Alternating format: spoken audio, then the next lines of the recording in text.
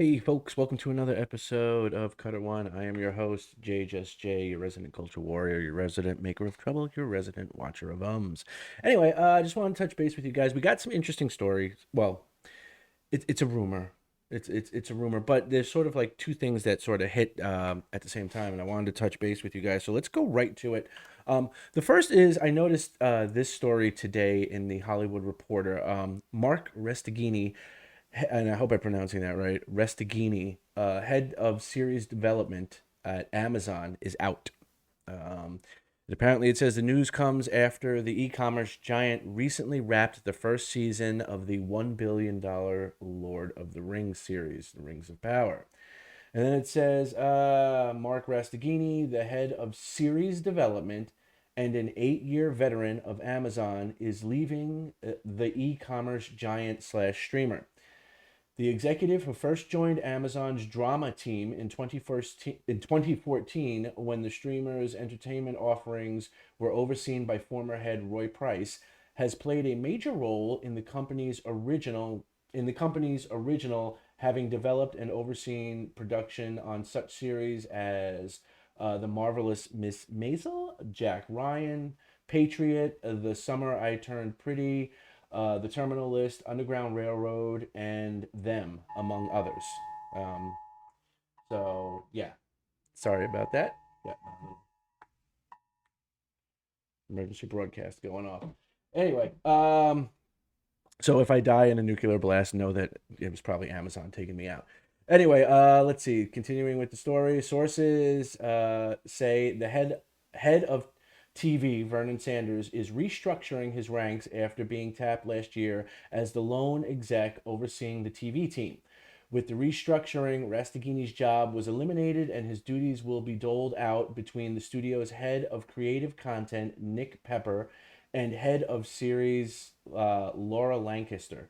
Both will report to Sanders. Reps for Amazon declined comment. And then they sort of just go into the guys' backgrounds. The news comes after Amazon recently wrapped the first of a planned 5-season run of the Lord of the Rings TV series in a package that cost the company an estimated $1 billion when factoring in rights to the property and production and marketing costs. Sources also note that Rastaghini, whose fingerprints are all over Amazon's most successful programming, is negotiating for a production deal with the streamer. Now, this in and of itself isn't surprising. What is kind of surprising, though, is when you take that back, you take this in conjunction with something else that I saw today, and that is this story. This comes to us from Bounding into Comics, Spencer Bakuli. Rumor. Now, mind you, all of this part's just a rumor. The other part was an actual fact, a story. This is rumor. Okay, so take it for what it's worth. Okay. Uh, Amazon to retool The Lord of the Rings, The Rings of Power, and sidelined current showrunners after first season was, quote, more of a failure than they could have anticipated, unquote. Okay, this came out earlier today. With Amazon's live action bastardization of J.R.R. Tolkien's seminal fantasy works having underperformed by practically every metric, a new rumor suggests that the company will be retooling The Lord of the Rings, The Rings of Power for its second season, starting with the sidelining of its current showrunners J.D. Payne and Patrick McKay.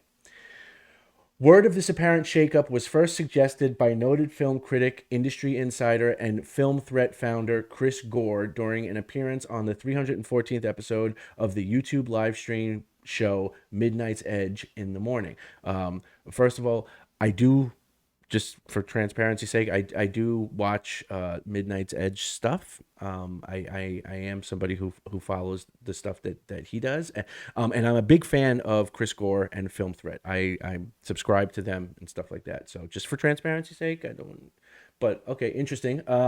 Chris Gore is somebody in the know. So, discussing the series' first season finale with that day's panel, Gore was eventually asked by host Andre Einherjar, what have you heard from your peers in the industry? Is everyone so impressed with the Rings of Power like the showrunners suggest we should be? To which the critic admitted, no. In fact, said Gore, not only were his industry contacts unimpressed with season one, but the reception to it was so generally abysmal that Amazon has set out to course correct for season two. Quote, I heard from someone who has a connect at Amazon that, if you want to know, that effectively they're going to be retooling, he explained. And Payne and McKay are more than likely, they're not going to be publicly fired, but their role will be reduced, unquote. He followed up with, quote, potentially just remaining in the writer's room, he added, but my understanding is they're looking for more experienced showrunners, unquote. To this end, Gore detailed that Amazon is well aware of the problems before noting that while there's what they publicly say, there's also what they're actually doing behind the scenes. And what they're doing behind the scenes, he then asserted, is they're freaking out that this was more of a failure than could have been anticipated. As to what has caused the company higher ups to ostensibly sit up and get their act together, Gore speculated that there were three key reasons for this change. I think the quality of the show is the number one thing, he first opined. Audience are like, why am I still watching this? This is sleep inducing. The second thing is the total rejection from fans, he next suggested. I can't believe there has to be very few people who remain who still like it.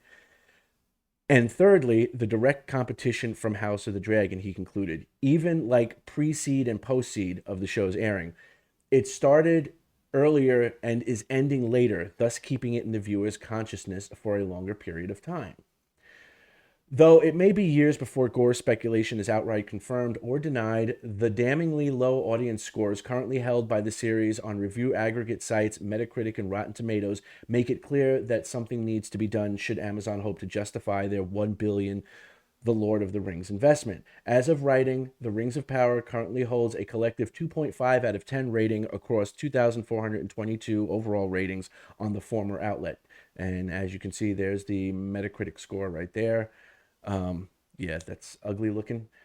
While on the latter, 35,548 fans have left the series with a scathing 39% rotten average. And there's the Rotten Tomatoes numbers right there. Clearly, even without delving into the massive waves of discourse surrounding the honoring of Tolkien's work or the cast and crew's insulting of the author's fans, the series has failed to land with viewers. And while some may feel justified in pointing to its respective 71 out of 185 fresh ratings from critics, these numbers are provably suspect thanks to Amazon studio boss Jennifer Selke's own admission that they were censoring reviews from critics who had, quote, points of view that we wouldn't support, unquote, which suggests an obvious slant in the sentiments communicated by those reviews which were actually published. Further, that Amazon attempted to slant public perception of the series in their favor, the fact that The Rings of Power still holds such a terminally low audience score speaks volumes to just how little audiences truly enjoyed this slogging ride. The entire embarrassing first season of Amazon's Lord of the Rings of Power, is now streaming on Prime Video if you want to waste your time. So that's interesting. And the sad part is, as a huge Tolkien fan, you would think I would want this show to do well, but it's such an abomination. It's such an insult to the fans and to Tolkien himself that hearing this news, I'm kind of hoping Chris Gore and his contacts are right about this. I've followed Chris Gore for a long time. I remember seeing on his DVD Tuesdays on the original G4 TV years ago. So the man knows what he's talking about. I definitely, he's not somebody that, you can just dismiss it. Like, yeah, okay, you talk to somebody who knows somebody whose cousin dated somebody who knew somebody who was, a waiter and overheard something. No, like this guy's Chris Gore's contacts. He knows what he's talking about. So yeah, I mean, I hope that they are looking at retooling this thing. Now, again, this is just a rumor. So we don't know how true it is. I just wanted to share it with you guys. I saw it and it was kind of like, and like I said, when you couple that in with the other previous story that we had about Mark Restaghini, who was the head of series development at Amazon, being out. He's no longer going to be with them. it kind of points in that direction, maybe that Amazon is like, yo, we dropped a shit ton of money and you guys screwed the pooch on this. So, rather than dig ourselves into a deeper hole, we're going to, course correct this ship now while it's still possible to do so. So let's cross our fingers. But anyway, I just want to share that with you guys. Let me know what you guys think. If you think this is good news or what, or if you're hoping that they're correct, let me know down in the comments below. Remember, if you like what I'm doing here, hit the like button, share the video, hit the bell for notification, but most importantly, please subscribe because we're trying to build that subscriber base. It'll just get the videos out there more, and it gives everybody a voice, and that is ultimately why I do what I do. So until then, I look forward to hearing from you guys, and I will talk to you soon. Peace.